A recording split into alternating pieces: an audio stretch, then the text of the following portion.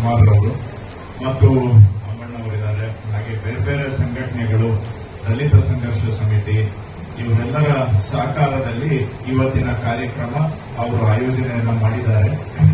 ಮೊದಲು ರೈತ ಸಂಘ, ಎದ್ದೇಳು ಕರ್ನಾಟಕ, ಡಿಎಸ್ಎಸ್ ಇವರೆಲ್ಲರಿಗೂ ಕೂಡ ನನ್ನ ಧನ್ಯವಾದಗಳು ಈ ಒಂದು ಚರ್ಚಾಗೋಷ್ಠಿಯನ್ನ ಆಯೋಜನೆ ಮಾಡಿದ್ದಕ್ಕಾಗಿ.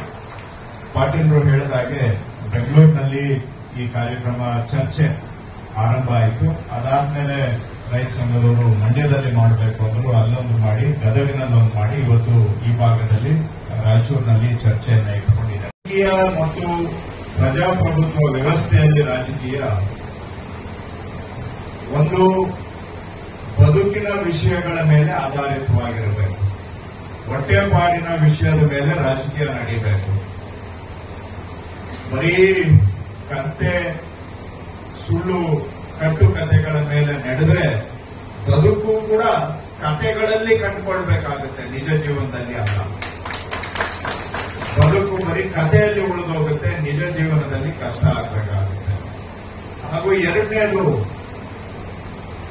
ರಾಜಕೀಯ ಅದು ಪ್ರಜಾಪ್ರಭುತ್ವದಲ್ಲಿ ಸತ್ಯ ಸಂಗತಿಗಳ ಮೇಲೆ ನಡೀಬೇಕಾಗುತ್ತೆ, ವಾಸ್ತವಿಕತೆಯ ಮೇಲೆ ನಡೀಬೇಕಾಗುತ್ತೆ. ಮತ್ತು ಜನ ತೀರ್ಮಾನ ತೆಗೆದುಕೊಳ್ಳುವಾಗ ನಿಜ ಏನು ಅನ್ನೋದನ್ನ, ಸತ್ಯ ವಾಸ್ತವಾಂಶ ಜನಗಳಿಗೆ ತಿಳಿಸಬೇಕು. ಅದರ ಆಧಾರದ ಮೇಲೆ ಜನ ತೀರ್ಮಾನ ಮಾಡಬೇಕು. ಇವೆರಡೂ ಆದ್ರೆ ಮಾತ್ರ ಪ್ರಜಾಪ್ರಭುತ್ವಕ್ಕೆ ಅರ್ಥ ಬರುತ್ತೆ. ನಮ್ಮ ಸಂವಿಧಾನದಲ್ಲಿ ಡಾಕ್ಟರ್ ಅಂಬೇಡ್ಕರ್ ಅವರು ಯಾವ ಪ್ರಜಾಪ್ರಭುತ್ವ ನಮಗೆ ಕೊಟ್ಟಿದ್ದಾರೆ, ನೆಹರು ಅವರು, ಗಾಂಧಿಯವರ ಮಾರ್ಗದರ್ಶನದಲ್ಲಿ ಯಾವ ಸಂವಿಧಾನವನ್ನು ನಾವು ಅಳವಡಿಸಿಕೊಂಡಿದ್ದೀವಿ, ಅದು ನಿಜವಾಗಿ ಉಳಿಬೇಕಾದ್ರೆ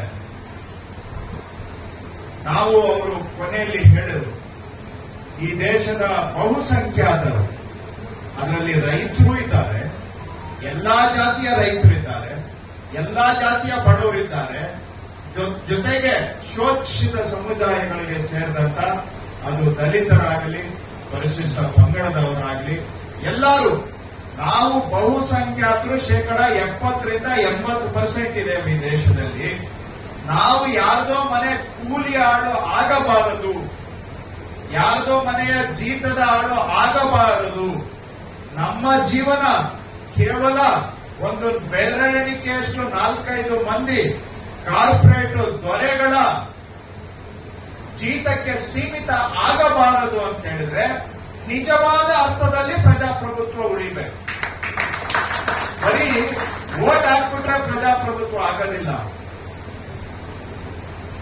ನಿಮ್ ಕೈಗೆ ಕೊಟ್ಬಿಟ್ಟು ನಿಮ್ಮ ಕೈಯಲ್ಲೇ ನಿಮ್ ಕಾಲನ್ನ ಅವರು ಕತ್ತರಿಸಿದ್ರೆ ಕಾಲು ಕಟ್ಟಾಗಿದ್ಯಾರ್ದು? ನಮ್ಮದು. ಹಾಗಾಗಿ ಆ ರೀತಿಯ ಬರೀ ವೋಟ್ ಹಾಕುವ ಪ್ರಜಾಪ್ರಭುತ್ವ ಇದ್ರೆ ಸಾಲೋದಿಲ್ಲ.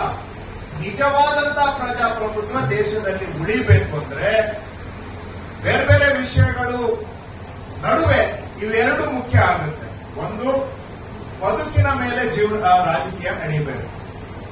ಅಂಬೇಡ್ಕರ್ ಅವರು ಅದನ್ನೇ ಹೇಳಿದ್ದಾರೆ, ನಾವು ಕೂಡ ಅದನ್ನೇ ಹೇಳ್ತೇವೆ. ಬದುಕಿನ ವಿಷಯದಲ್ಲಿ ನಡೀಬೇಕು.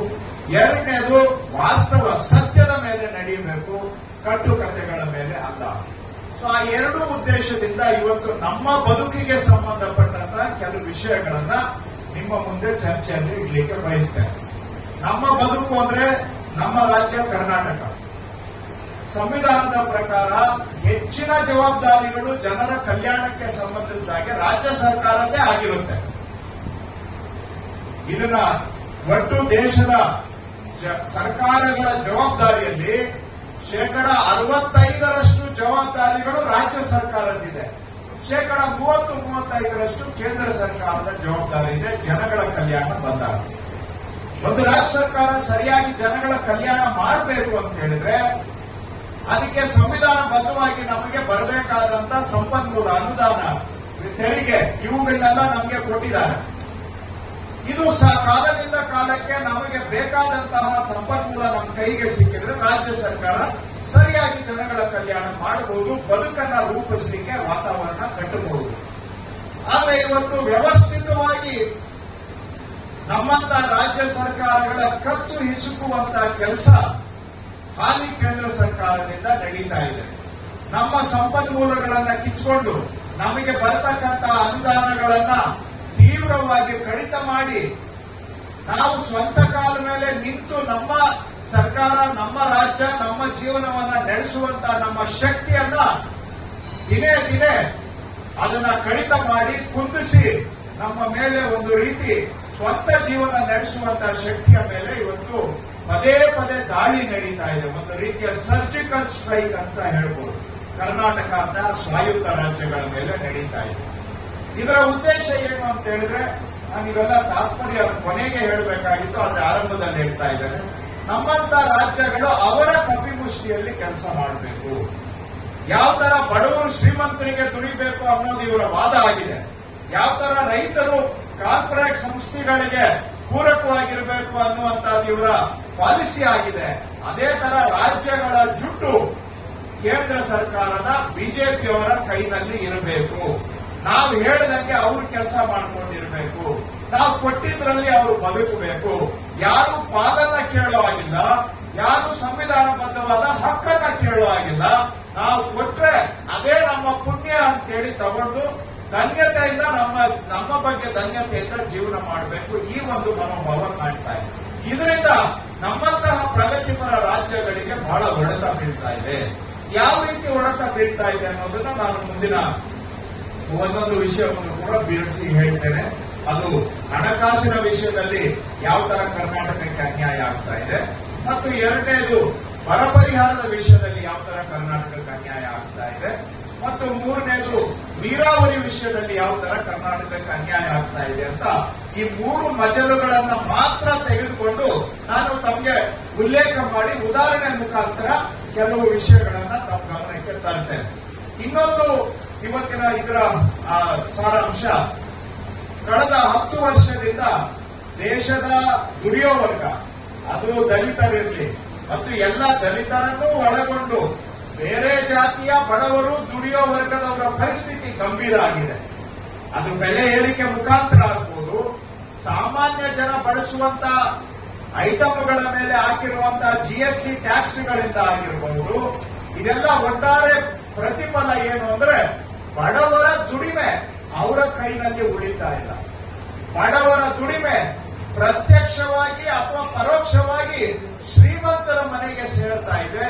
ಹಾಗಾಗಿ ಎಲ್ಲೋ ಒಂದು ಕಡೆ ದೇಶದ ದುಡಿಯುವ ವರ್ಗ ಯಾರಿಗಾಗಿ ದುಡಿತಾ ಇದ್ದಾರೆ ಅಂದ್ರೆ ಅವರ ಸಂಸಾರಕ್ಕಾಗಿ ಅಲ್ಲ, ಅವರ ಮನೆ ಮಕ್ಕಳಿಗಾಗಿ ಅಲ್ಲ, ಮಡದಿಯರಿಗಾಗಿ ಅಲ್ಲ. ಇವತ್ತು ಅವರ ದುಡಿಮೆಯ ಬಹುತೇಕ ಪಾಲು ದೇಶದ ಶ್ರೀಮಂತರ ಮನೆ ಸೇರ್ತಾ ಇದೆ. ಅವರು ಅಂಬಾನಿ, ಅದಾನಿ ಅಂತ ಅವರು ಇವತ್ತು ಶ್ರೀಮಂತರಾಗಿ ಮೀರಿ ಕುಬೇರರ ಸ್ಥಾನಕ್ಕೆ ಹೋಗಿದ್ದಾರೆ. ಅವರು ಕುಬೇರ ಅಂದ್ರೆ ತಿರುಪತಿ ತಿಮ್ಮಪ್ಪ ವೆಂಕಟೇಶ್ವರ ದೇವರು ಮದುವೆ ಮಾಡ್ಕೋಬೇಕು ಅಂತ ಹೇಳಿದಾಗ ತಿರುಪತಿ ತಿಮ್ಮಪ್ಪನಿಗೆ ಸಾಲ ಕೊಡುವಂತವ್ರು ಯಾರಾದ್ರೂ ಇದ್ದಾರ? ಮದುವೆ ಖರ್ಚಿಗೆ ಒಬ್ಬೇ ಒಬ್ಬ, ಅವನು ಕುಬೇರ. ಸೊ ದೇವರಿಗೆ ಸಾಲ ಕೊಡುವಂತ ಮಟ್ಟಕ್ಕೆ ದೇಶದ ದುಡ್ಡನ್ನೆಲ್ಲ ಇವರ ಮನೆಗೆ ಸೇರಿಸಿ ದೇಶದ ಆಡಳಿತವನ್ನೇ ಅವರ ಜುಟ್ಟಿನಲ್ಲಿ ಇಟ್ಕೊಳ್ತಕ್ಕಂಥ ಅಂಬಾನಿ, ಅದಾನಿ ಒಂದು ಅರ್ಥ ಅವರು 10-20 ಮಂದಿಗೆ ಇವತ್ತು ದೇಶದ ದುಡಿಯುವ ವರ್ಗದ ಲಾಭ ಅವರಿಗೆ ಹೋಗ್ತಾ ಇದೆ. ದುಡಿಯುವ ಜನ ಜೀವನ ನಡೆಸಲಿಕ್ಕೆ ಕಷ್ಟಪಡ್ತಾ ಇದ್ದಾರೆ. ಆ ದುಡಿಯುವ ವರ್ಗದಲ್ಲಿ ಅರ್ಧ ಪಾಲು ಇರ್ತಕ್ಕಂಥವರು ರೈತರು. ಆ ದುಡಿಯುವ ವರ್ಗದ ಅರ್ಧ ಪಾಲು ಅಥವಾ ಅರ್ಧಕ್ಕಿಂತ ಹೆಚ್ಚು ಸಂಖ್ಯೆಯಲ್ಲಿರ್ತಕ್ಕಂಥವರು ರೈತರು. ಈ ಕಳೆದ 10 ವರ್ಷದಲ್ಲಿ ರೈತರ ಪರಿಸ್ಥಿತಿಗಳು ಏನಾಗಿದ್ದಾವೆ ಅನ್ನೋದನ್ನು ಕೂಡ ಕೆಲವು ಅಂಕಿ ಸಂಖ್ಯೆ ದಾಖಲೆಗಳ ಮುಖಾಂತರ ತಮಗೆ ತೋರಿಸ್ತೇನೆ. ಒಟ್ಟಾರೆ ಇವೆಲ್ಲವೂ ಕೂಡ ನಾನು ಆರಂಭದಲ್ಲೇ ಹೇಳಿದ ಹಾಗೆ ನಿಜ ಜೀವನದ ಸಂಗತಿಗಳ ಮೇಲೆ ರಾಜಕೀಯ ನಡೆಯಬೇಕು. ಯಾರೂ ಇದರಲ್ಲಿ ನಾನು ಪರ್ಫೆಕ್ಟ್ ಅಂತ ಹೇಳೋದಿಲ್ಲ. ಎಲ್ಲಾ ಪಕ್ಷಗಳು ಎಲ್ಲ ನ್ಯೂನ್ಯತೆ ಇರ್ತಕ್ಕಂಥದ್ದೇ. ಎಲ್ಲರ ಮನೆ ದೋಸೆನೂ ತೂತೇನೆ, ಯಾರೂ ಪರ್ಫೆಕ್ಟ್ ಇಲ್ಲ. ಆದ್ರೆ ಎಲ್ಲೋ ಒಂದು ಕಡೆ ಇವತ್ತು ಸಂವಿಧಾನವನ್ನ ಸೈಡಿಗೆ ಬದಿಗೊತ್ತಿ ಅದರ ಸಮಾನತೆ, ಸಮಾನ ಗೌರವ, ಸಮಾನ ಅವಕಾಶ ಎಲ್ಲವುಗಳನ್ನ ಅದಿಮಿ ಕೆಲವು ಸ್ನೇಹಿತರ ಹಿತಕ್ಕೆ ದೇಶ ನಡೀತಾ ಇದೆಯಲ್ಲ, ಇದನ್ನ ನಾವು ಎಲ್ಲಾ ಮನೆ ದೋಸೆ ತೂತು ಬಿಡ್ರಿ ಅಂತೇಳಿ ಇದನ್ನ ಸಮಜಾಯಿಷಿ ಮಾಡಲಿಕ್ಕೆ ಆಗುವುದಿಲ್ಲ.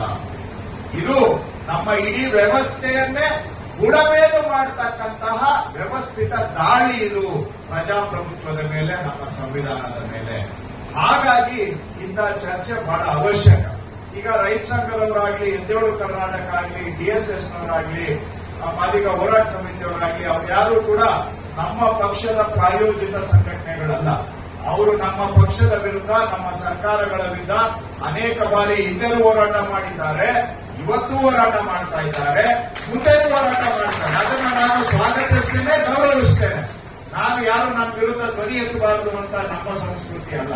ಆ ಸಂಸ್ಥೆಗಳ ಬಗ್ಗೆ ನಮಗೆ ಗೌರವ ಇದೆ, ಅವ್ರು ಮಾಡ್ತಕ್ಕಂಥ ಕೆಲಸದ ಬಗ್ಗೆ ಗೌರವ ಇದೆ. ಆದ್ರೆ ಇವತ್ತು ಒಂದು ವಿಷಯದಲ್ಲಿ ಎಲ್ಲಿ ನಾವು ಕೂಡಿದ್ದೇವೆ ಅಂತ ಹೇಳಿದ್ರೆ, ಕರ್ನಾಟಕಕ್ಕೆ ಆಗ್ತಾ ಇರೋ ಅನ್ಯಾಯ ನಮ್ಮ ಕನ್ನಡಿಗರ ಬದುಕನ್ನ ಹಾಳು ಮಾಡುತ್ತೆ. ನಮ್ಮ ರಾಜ್ಯಕ್ಕೆ ಬರಬೇಕಾದಂತಹ ಹಣ, ಅದು ತೆರಿಗೆಯಲ್ಲಿ ನಮ್ಮ ಪಾಲಿರಲಿ, ಬರ ಪರಿಹಾರಕ್ಕೆ ಬರಬೇಕಾಗಿರ್ತಕ್ಕಂಥ ಹಣ ಆಗಲಿ, ಬಾರದೆ ಹೋದಾಗ ಅದರ ತೊಂದರೆ ಕನ್ನಡಿಗರಿಗೆ ಆಗುತ್ತೆ, ರೈತರಿಗೆ ಆಗುತ್ತೆ. ಹಾಗೂ ಎಲ್ಲಾ ವಿಷಯದಲ್ಲೂ ಈ ರೀತಿ ಅನ್ಯಾಯ ಮಾಡತಕ್ಕಂಥದ್ದು ಸಂವಿಧಾನಕ್ಕೆ ಆಗ್ತಕ್ಕಂಥ ಕೊಡಲಿ ಏಟು ಇದು. ನಮ್ಮ ರೈತರ ಬದುಕನ್ನ ಇವತ್ತು ಕಿತ್ಕೊಳ್ತಾ ಇದ್ದಾರೆ. ಈ ವಿಷಯದಲ್ಲಿ ನಾವು ಕೂಡ, ಅವರು ಒಂದು ಹಂತದಲ್ಲಿ ನಾವು ಸಾಮ್ಯತೆಯನ್ನ ಹೊಂದಿದ್ದೇವೆ, ಒಂದೇ ವಿಚಾರವನ್ನ ಹೊಂದಿದ್ದೇವೆ. ಅದು ಬಿಟ್ರೆ ಅವರು ಸ್ವತಂತ್ರ ಸಂಸ್ಥೆಗಳು, ಅವರು ಇವತ್ತು ಅವರೇನು ನಮ್ಮ ಸಂಸ್ಥೆಗಳೇನಲ್ಲ. ಹಾಗಾಗಿ ಇದನ್ನ ತಾವು ಕೂಡ ಅರ್ಥ ಮಾಡ್ಕೋಬೇಕು. ಇದೇನು ನಾವು ಪೊಲಿಟಿಕಲ್ ಕನ್ವೀನಿಯನ್ಸ್ ಅಲ್ಲ. ಇವತ್ತು ಒಂದು ವೇದಿಕೆಯಲ್ಲಿ ನಾವು ಕೂತಿದ್ದೇವೆ, ನಾಳೆ ನಮ್ಮ ವಿರುದ್ಧನೇ ಅವರು ಧರಣಿಯನ್ನ ಮಾಡ್ತಾರೆ. ಅದನ್ನ ನಾನು ಗೌರವಿಸ್ತೇನೆ, ನಾನು ಇಲ್ಲ ಅಂತ ಹೇಳೋದಿಲ್ಲ. ಹಾಗಾಗಿ ಇದನ್ನ ನಾವು ಚೆನ್ನಾಗಿ ತಿಳಿದುಕೊಳ್ಬೇಕು. ಆದ್ರೆ ಇವತ್ತು ರಾಜ್ಯಕ್ಕೆ, ರೈತರಿಗೆ ಅನ್ಯಾಯದ ವಿರುದ್ಧ ಧ್ವನಿ ಎತ್ತಬೇಕು ಅಂದ್ರೆ ಪ್ರಜಾಪ್ರಭುತ್ವ ವ್ಯವಸ್ಥೆಯಲ್ಲಿ ಚುನಾವಣೆನೇ ಅದಕ್ಕೆ ಮೂಲ ಒಂದು ವೇದಿಕೆ, ಪ್ಲಾಟ್ಫಾರ್ಮ್. ಚುನಾವಣೆಯಲ್ಲಿ ಮೈಮರೆತು ನಾವು ಯಾಮಾರಿದ್ರೆ ನಾಳೆ ಅದರ ಪರಿಣಾಮವನ್ನ ಎದುರಿಸಬೇಕಾಗತ್ತೆ. ಮತ್ತು ಇವತ್ತು ಚುನಾವಣೆ ಸಂದರ್ಭದಲ್ಲಿ ಇವೆಲ್ಲ ಚರ್ಚೆ ಆಗ್ತಾ ಇದೆ, ಕರ್ನಾಟಕಕ್ಕೆ ಅನ್ಯಾಯ ಅಂತ ತಾವು ಒಂದು